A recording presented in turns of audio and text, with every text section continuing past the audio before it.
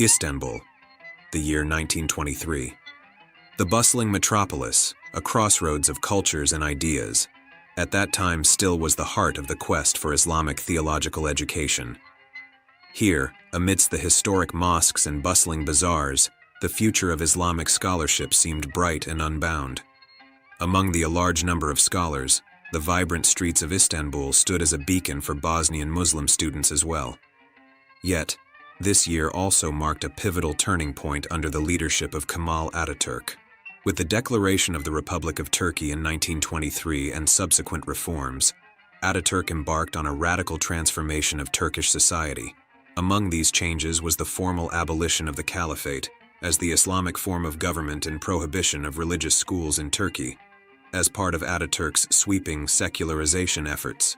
The closure of these institutions not only signaled a disruption in the centuries-old practice of Bosnian Muslims traveling to Istanbul for religious studies, but also reflected a broader clash between modernization and tradition inside the Turkish society, which is still ongoing. However, the closing of these educational gateways forced Bosnian scholars to seek alternatives, and they found it very soon. Their new destination became the capital of Egypt, Cairo.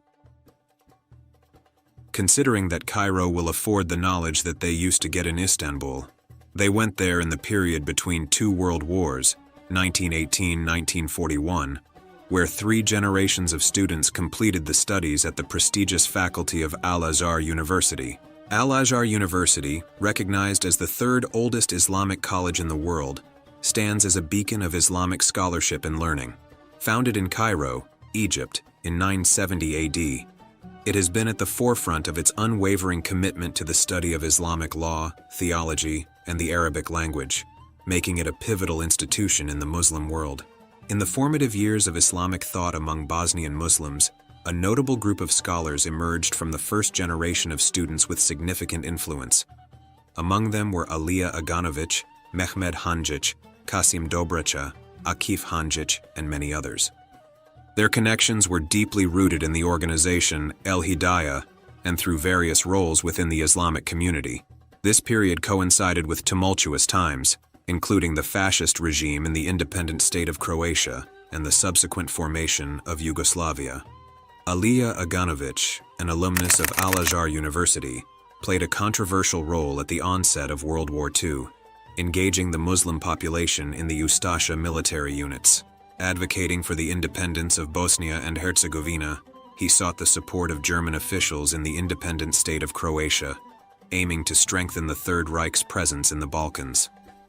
In regard of his connections with the Ustasha movement, Aganović led the Islamic religious community during the opening of the Pavelić Mosque in Zagreb on August 18, 1944.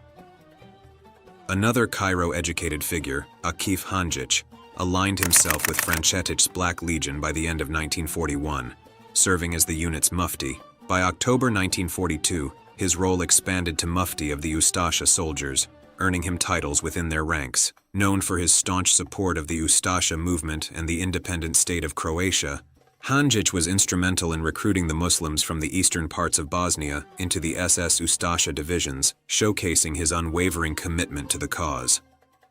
It was precisely the leading thought of the Muslim mufti, and in 1942, several Muslim intellectuals, including Sarajevo Mayor Mustafa Softić, sent a letter to Hitler, emphasizing the need for independence of Bosnia and Herzegovina in relation to the independent state of Croatia, and inviting him to put Bosnia under the supervision of the Third Reich. Such ideas found fertile soil in the mind of Heinrich Himmler, who suggested to Hitler in 1943 to form a special SS unit only from Bosnian Muslims, which Hitler approved and thus formed the 13th Waffen Mountain Division of the SS Handschar, which committed notorious crimes against the Serbs, Jews, and Roma people. According to this recipe, the SS Skenderbeg Division was formed in the area of Kosovo and Metohija, which was tasked to solve the Serb and Jewish question there. The SS Handschar unit had not only the support of local Muslim and Ustasha structures, but also direct support from the Mufti of Jerusalem, Haj Amin al-Husseini. In March-April 1943, both Himmler and a group of Muslim leaders within the independent state of Croatia requested that the Haj Amin al-Husseini assist in organizing and recruiting Muslims into the Waffen-SS and other units. From the 30 March to 10 of April, the Mufti visited Zagreb, Sarajevo, and Banja Luka to meet the senior Muslim leaders and agitate in support of the new SS Handschar Division. One of the most prominent members of the SS Handschar Division, and her main Mufti, was another student from Al-Azhar University, Hussein Effendi Jozo. Alongside the Palestinian Al-Husseini, the Bosnian Al-Husseini, Hussein Jozo, volunteered to be the chief imam of the division. After the war, Jozo was convicted of collaborating with the Nazis and imprisoned by the Yugoslavian authorities, but he was pardoned and released in 1950. Later, Jozo was elected chairman of the Union of Imams of Bosnia and was even the interpreter of Josip Broz Tito, the president of Yugoslavia, during his official visits to Arab countries. Mehmed Hanjic distinguished himself among his peers through his academic achievements and social activism at Al-Azhar University in Cairo, where he was deeply influenced by his mentor, Abdul Aziz al-Jawish, a key figure in the foundation of El-Hidayah and the Association of Young Muslims in Egypt. Bringing his learnings and experiences back to Sarajevo, Hanjic established the Association of Muslim Youth and initiated the publication of a magazine titled El-Hidayah. Within this framework, he also founded a branch youth section known as Young Muslims. Within this generation of students, there were those directly involved in the actions of the Ustasha movement, while others, arguably more moderate, such as Mehmed Hanjic, were instrumental in initiating the notable Sarajevo Resolution. This resolution condemned the persecution of Serbs, Roma, and Jews in the independent state of Croatia. Today, Muslim political elites often reference this as a counter-argument to accusations of collaboration with the Ustashas. However, the situation is complex, given that some signatories, including Alija Aganovic, Hussein Jozo, and Akif Hanjic, had known affiliations with the Ustashas. Interestingly, on August 7, 1941, 2 months prior to the Sarajevo Resolution, a delegation from Sarajevo's ulama, led by Adamaga Mesic, Hakia Hadjic, Mehmed Hanjic, and others, met with Ustashi leader Ante Pavelic concerning the construction of a mosque in Zagreb. This meeting suggests a warmer relationship with Pavelic, raising questions about the timing and motivations behind the subsequent condemnation of atrocities. Additionally, Hanjic had appointed Pavelic as a lecturer at the Higher Islamic Sharia School in Sarajevo, further complicating the narrative around the Sarajevo Resolution and its signatories' positions. Following the death of El-Hidayah's president, Mehmed Hanjic, in July 1944, Kasim Effendi Dobrica took over as president. He was also Al-Azhar alumnus and official translator during the visit of Amin Husseini to Sarajevo. At the time when the Young Muslims acted as a branch of El-Hidayah, an organization of the Islamic clergy of the independent state of Croatia, Mustafa Busulagic was their official president in Sarajevo after the proposal by Kasim Dobrica and Mehmed Hanjic. In August 1942, Sarajevo's magazine Osvit featured a positive portrayal of El-Husseini based on an interview conducted by Mustafa Busulagic in Rome. Post-war, Busulagic faced execution on June 29, 1945, alongside others convicted of Nazi collaboration and praising of Third Reich. Alija Izetbegovic, one of the founders of Mladi Muslimani Young Muslims and later the first president of independent Bosnia and Herzegovina in 1992, was arrested in 1946 for attempting to revive the organization and was sentenced to 3 years in prison. Following Izetbegovic's arrest, Halid Kaytaz succeeded him, but was sentenced to death and executed in October 1949. Izetbegovic later remarked that his earlier prison sentence spared his life. The post-war period saw many members of Young Muslims and El-Hidayah, essentially a joint intellectual circle, convicted, leading to the near dissolution of these organizations. Yet, some members persevered, discreetly carrying on their ideals. The 1970s, a time of increased exchange with Islamic countries through Yugoslavia's non-aligned movement, saw renewed connections among surviving members. In 1964, a contingent of Sudanese students, including dentistry student El Fatih Hassanain, a member of Young Muslims, branch of Muslim Brotherhood in Sudan, arrived in Belgrade. In the 1970s, Hassanain's visit to Sarajevo sparked interest in reconnecting with Young Muslims members from Bosnia, including Hussein Jozo and Kasim Dobrica. Despite initial resistance by other members, only Alija Izetbegovic embraced Hassanain's idea of uniting under a single organization, leading to the translation of Islamic books from Arabic and English language. During this period, Alija Izetbegović was already working on his seminal work, Islamic Declaration. In 1977, El-Fatih Hassanein took the manuscript to London for better corrections, review, and print by his Muslim brothers. The publication of Islamic Declaration, which articulated the principles of fundamental Islamism through pan-Islamism, became a pivotal moment. On the early morning of March 23, 1983, authorities of the Socialist Republic of Bosnia and Herzegovina arrested Alija Izetbegović, along with other young Muslims. This led to the initiation of the Sarajevo process. The charges against them included their book, their fundamentalist ideology, and a trip to Iran in January 1983. The trial concluded with the accused being found guilty of attempting to undermine the constitutional order, resulting in a collective sentence of 89.5 years in prison, with Izetbegović receiving 14 years. The Supreme Court of Bosnia and Herzegovina marginally reduced his sentence to 12 years, and following an appeal to the Federal Court of Yugoslavia, it was further reduced to 9 years for verbal delict. Izetbegović served 5 years and 8 months, gaining his freedom on November 25, 1988. In 1990, Alija Izetbegović reprinted his book, Islamic Declaration, without any modifications to its content. This document, characterized by its ideological alignment with the Muslim Brotherhood and Pan-Islamism, served as the foundational political manifesto for the Party of Democratic Action, SDA. The SDA, established as the first political party in Bosnia and Herzegovina, adopted this declaration as its official platform.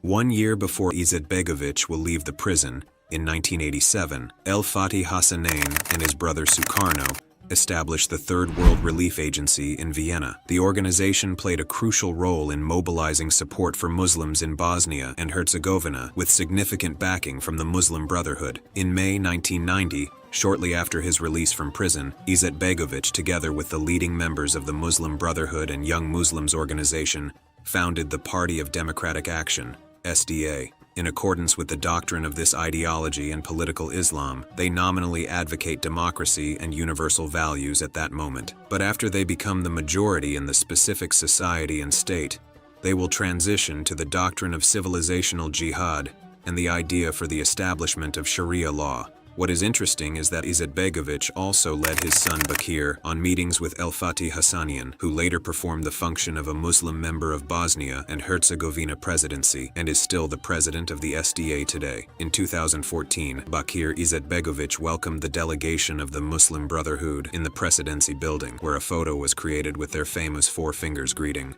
One more prominent member of the SDA party with links toward Muslim Brotherhood is Bisera Turković, former foreign minister of Bosnia. 15 days before her appointment as Minister of Foreign Affairs in 2019, she visited jihadi clerk and spiritual leader of Muslim Brotherhood, Yusuf al-Qaradawi, who also supported the arrival of the jihadi warriors during the war in Bosnia. At the time of war, Bisera Turković was the ambassador of the Bosnia and Herzegovina in Zagreb, and worked closely with the Third World Relief Agency officials on terrorism sponsorship deals and money laundering. Even during the war, Bosnia and Herzegovina was visited by some of the leaders of the Muslim Brothers, such as Dr. Abu al-Fotu, a member of the Brotherhood's Guidance Bureau, and Ahmed al-Malat, former Secretary General of the Muslim Brotherhood, who held the sermon against Serbs on that occasion. El-Fatih Hassanein, through his leadership of Third World Relief Agency, became a pivotal figure in financing the Bosnian Muslim cause, facilitating the delivery of weapons, humanitarian aid, and the transport of Mujahideen fighters. Referred to as Izetbegović's Minister of Finance, Hassanein's efforts included interactions with associates of Osama bin Laden for fundraising purposes. A bank account in Vienna served as a conduit for approximately $350 million, earmarked for the Bosnian war effort. This strategy, dubbed the Bosnian model by American investigators into al-Qaeda's financing, involved masking funds for weapons as humanitarian aid to ensure the transactions appeared legitimate. While some have compared Fatih al-Hassanein's role in the Bosnian jihad to the dubious part played by Haj Amin, the Grand Mufti of Jerusalem, in the Balkans during World War II, it's probably most accurate to give the Sudanese the name bestowed on him by Western investigators, Aliya's bagman. Hassanein skillfully used his ties to Sarajevo and Khartoum to support the Balkan Jihad. In March 1992, Hassanin was granted a diplomatic passport, and Izetbegovic requested that foreign governments treat the Sudanese as a senior official of the Sarajevo government, enabling him to transport funds to Slovenia and Croatia without police intervention. Austrian investigators discovered that from 1992 to 1995, approximately $350 million flowed through this account, contributed by governments of Islamic countries and radical Islamic movements. Among these donors was Osama bin Laden, who resided in Sudan until the mid-1990s. The Third World Relief Board of Directors included prominent figures from the Party of Democratic Action, such as Hasan Cengic, who was arrested together with Alija Izetbegovic in 1983 during Sarajevo process. At that time, he was mufti in the city of Stolac. After the war in Bosnia, he was inscribed at the USA blacklist for terrorism activities and his role in Third World Relief Agency money laundering. Hussein Jivaj, who was also arrested together with Alija Izetbegovic in 1983 during Sarajevo process, and during the war was the Bosnian ambassador to Vienna and one or the highest-ranking officers of the Third World Relief Agency, and Irfan Livakovic. Austrian authorities considered Livakovic to be a key facilitator for the entry and settlement of jihadi fighters in Bosnia and Herzegovina as humanitarian workers. After the Austrian authorities launched an investigation into money laundering in 1994, Hassanian was forced to escape and did so by fled to Istanbul under the protection of his great friend Recep Tayyip Erdogan, at that time a mayor of Istanbul. In response to the challenges posed by the presence of foreign volunteers, the Bosnian government officially formed the El Mujahid detachment on August 13, 1993, with the aim of establishing control and order over these fighters. Države Bosne I Hercegovine I vrhovne komande armije Bosne I Hercegovine je priznata jedinica El Džihad kao jedinica armije I samostalna pod komandom njenom. The number of Muslim volunteers who came to Bosnia to fight varies widely, with estimates ranging up to several thousand. Ali Hamad, a Bahraini national who testified at the trial of Rasim Delic, a former Bosnian army commander, stated that he arrived in Bosnia in 1992 to participate in jihad against Serb and Croat forces. During his testimony at The Hague, Hamad revealed that some fighters were members of Al-Qaeda, aiming to establish a base to expand their operations. The Army of the Republic of Bosnia and Herzegovina have been basically the military wing of the global organization, the Muslim Brotherhood, with 99% of its members being Muslims. During the war, the 7th Muslim Brigade served as the military flagship of the Muslim Brotherhood in Bosnia and Herzegovina, consisting of both foreign and domestic mujahideen. Today, the command staff of this brigade occupies top positions within the armed forces of Bosnia and Herzegovina. The former commander of this brigade, Senad Mashovic, was until recently the chief of staff of the armed forces of Bosnia and Herzegovina. The presence of foreign mujahideen fighters in Bosnia led to numerous and egregious crimes against both Serbs and Croats. One of the most heinous acts involved the beheadings of Blagoj Blagojevic, Nenad Petkovic, and Branislav Đurić, a Bosnian Serbs captured in central Bosnia in 1992. The photograph of a French citizen, Christophe Akaze, a mujahideen fighter with Blagojevic's severed head, highlighted the brutal tactics employed by some foreign fighters during the conflict. Even the French media reported about some of the members of the jihadi squad in Bosnia and Herzegovina, since in France they founded terrorist cell Gang de Roubaix. Exalté lors du djihad, la guerre sainte en Bosnie, Christophe Caz et Lionel Dumont. Là-bas, ces deux garçons vont s'aguerrir sous la coupe de la plus redoutable des milices, la brigade El Moudjahidine, celle-là même qui fut à l'origine des réseaux d'Al-Qaïda. Ils en ressortiront survoltés et violents. La presse les surnommera les Ch'tis d'Allah. After the war, the El Mujahid unit was disarmed, but many of the former fighters stayed after taking citizenship based on certificates stating that they were part of the Muslim Bosnian army. According to media reports, more than 741 people connected to the Mujahideen received citizenship after the war. Dragi vojnici, dakle, čestitam vam na pobjedi, još jedanput. Zahvaljujem vam se ispred našeg naroda za ono što ste učinili. Došao sam da vas vidim. učinili ste vrlo važnu stvar. One of the main people in charge for these jihadi warriors' citizenship was Safik Jaferovich, a prominent member of the Izetbegovic party SDA, and former Muslim member of Bosnia and Herzegovina presidency. After they received citizenship of Bosnia and Herzegovina, they formed communities, usually in rural areas, where their teachings of Islam spread. Until today, some of these communities remain as purely Islamic settlements and parajimates, where their residents enforce Sharia law and Wahhabism. Some of them were engaging in war in Syria on the side of ISIS, and some were recruiting youngsters on different ways, which in 2015 resulted with the terrorist attack on the Zvornik police station in Republika Srpska. On this occasion, one policeman was killed and 2 wounded. The executor was youngster Nurdin Ibrić, and his family confirmed that he was close to the radical Islamic circles and part of Wahhabi community. The trajectory of Islamic thought and activism from the teachings of Al-Azhar University in Cairo to the political and military engagements in Bosnia and Herzegovina traces a complex lineage of ideas, movements, and individuals. As time progresses, the relevance of what Alija Izetbegovic wrote in the Islamic Declaration continues to be a topic of discussion, particularly in terms of its applicability to the aspirations of Muslims, especially in Europe, and he written exactly this. We must therefore be first preachers and then soldiers. Our weapons are personal example, the book, the word. When is forced to be joined to these?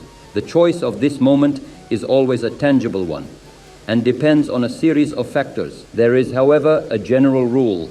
The Islamic movement should and can start to take over power as soon as it is morally and numerically strong enough to be able to overturn not only the existing non-Islamic government, but also to build up a new Islamic one. This differentiation is important because overturning and building do not require an equal degree of psychological and material readiness. The realization of this ideological and political platform of the Muslim Brotherhood can best be understood through a case study of the destruction of the historic Serbian Christian community in the Muslim part of Sarajevo. After the war, Orthodox Christians exhumed their dead and carried them as they left their ancestral and historical territories. They had defended their homes during the conflict, but according to the Dayton Peace Agreement, these areas came under the control and authority of Izetbegovic's Party of Democratic Action, representing the Muslim Brotherhood. Aware of the experiences of their compatriots who were held as hostages in the Muslim part of Sarajevo during the war, where they endured systematic terror, rapes, camps, and physical annihilation, the Serb Christians dug up their dead and carried them into the unknown. In addition to that, an interactive map of 211 detention sites, prisons, and camps reveals thousands of Serbs, citizens of Sarajevo, were imprisoned, tortured, and killed. The modus operandi of the Muslim Brotherhood, or Radical Islam, has been to portray their victims as criminals, and themselves as the sole victims. The consequence of such a strategy is that the historical Christian Serbian community in the Muslim part of Sarajevo is now virtually destroyed, and the city has become the headquarters of the Muslim Brotherhood for Southeast Europe.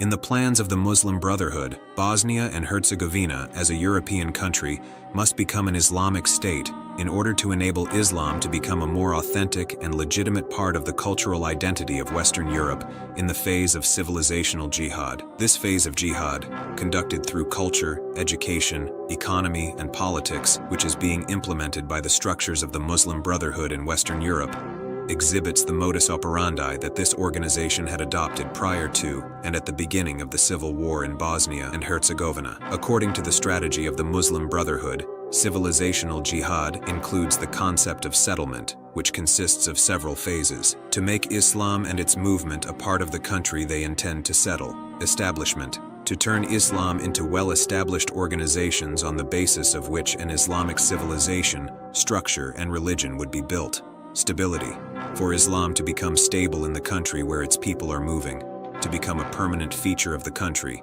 and no longer be a faith of immigrants. Domestication, for Islam to be domesticated within the souls, minds, and lives of the people of the country it moves through. Rooting, for Islam to exist and not be a transient episode, to be rooted and fortified where it is located, and for it to not be an unknown plant on that soil. To the uninitiated observer, these plans might seem to have nothing particularly bad, and that everyone is merely seeking their place under the sun. However, the Muslim Brotherhood, along with other radical Islamist structures, believes that no human law or institution should exist above God's law, Sharia.